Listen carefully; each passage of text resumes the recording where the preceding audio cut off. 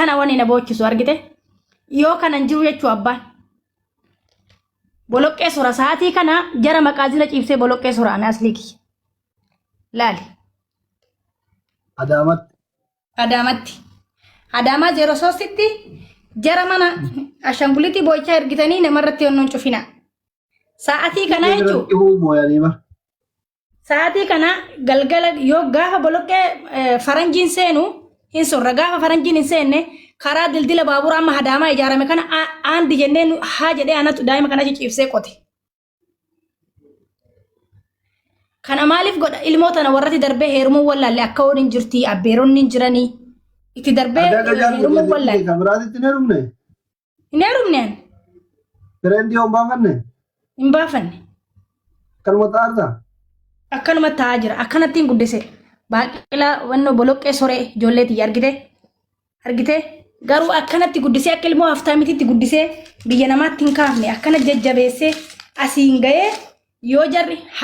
sa'a kana guyyaa isaan gaciibsee gaafa bultii 15 asli addatiija laali guyyaa kana hin yaadadha joornaataa oolee galee mana hakimaa fide jira birriin naan qattee akka har'aa fide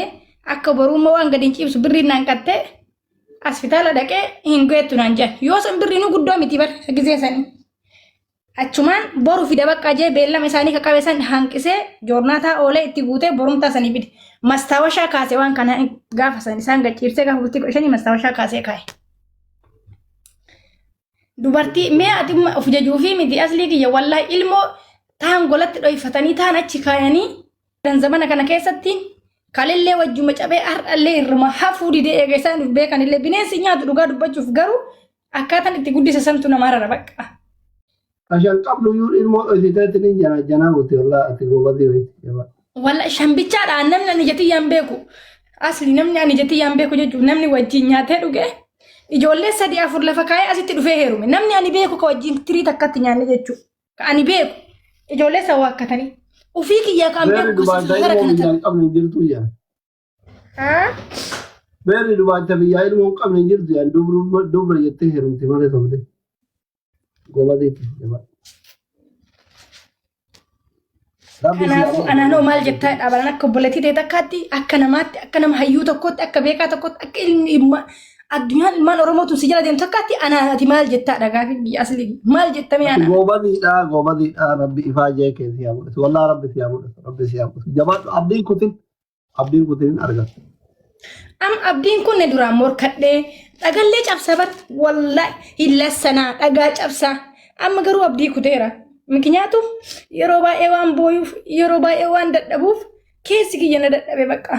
amma ka'eetu bishaan jechuun inni dalagadhaaf shirjedha malee keessi kiyya na dadhabeera bakka dadhabe kalillee isaanitti dadhabaa ture joornaata galee gadi hin taa'u aslii guyyaa joornaata hojjetaa oolee galee galgala baaqilaa feelee waan gaarii deema galee bakka isaanuma irra oolchuu jecha guyyaa joornaata hojjedha galgala hagaan galu baaqilaa feeleen jarru qorqorrotti. Baaqilaa san galabbatadhee shitni itti hojjedhee waan gaarii deema waan gaarii nan hin beeyin hin jiru Adaamaa keessatti boolee jechuudha. Achi dhaqee achitti baaqilaa kana gurguraa oolee achitti birrii 50 argadhe birrii 50 sanii huccubii seenee ta irraa haftee wacii waan mana keessattiif kiraa manaatiif lafa kaa'a. Yoo isaan dhukkubeef yoo rakka akkuma harka nama jala hin qabanneef osoo akkasitti xaaru harkarra gara afaanii malee isaan barsiisuu malee isaanirra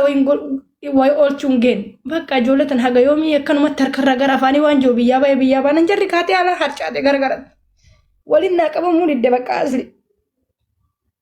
sii gale.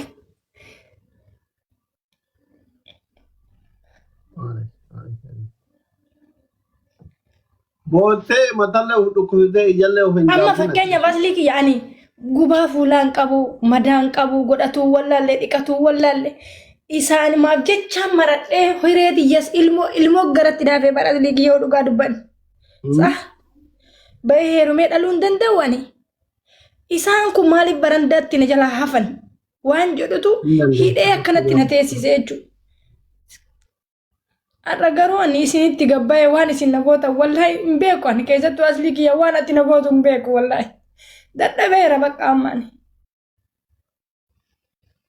Himbo'u jedha baran himbo'u jedha garuu yoo madaa kiyya yaasaa susan bu'aa bara aslii himbo'u jedha miti keessa deemee waan keessa darbee waan ta'ee waan godhee akkaataa bakka waan kaleessa dalagadhe san gisee yaadadhu natti dhagayama bakka yeroo tokko jabaadhee waanuma dalagadhu kan olirra buufadhee nigdii jammare beektaa hin beekta jedhee yaada hawaashirraa gara walancitii naggaadaa ture jabaadhee wayirra buufadhee gaafa kana waan kufeen yoo walancitirraa meeshaan dhume wanjiin deema yoo wanjirraa maasaan dhume hawaashin deema yoo kun hunduu dhume goommana fe'a